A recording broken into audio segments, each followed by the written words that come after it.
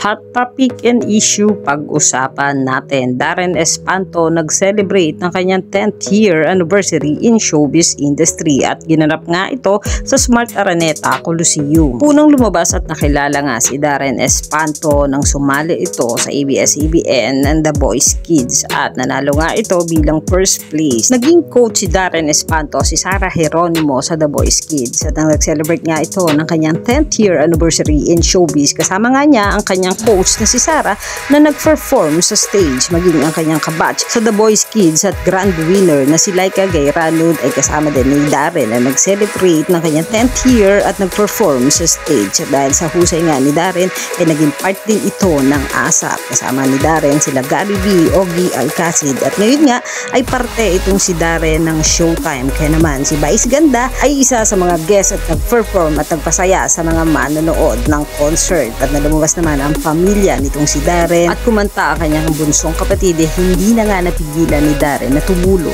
ang luha nito. Congratulations kay Darren Espanto sa kanyang 10th year anniversary in showbiz industry. Yan ang mga hot topic and issue dito lamang sa Tambalang JK.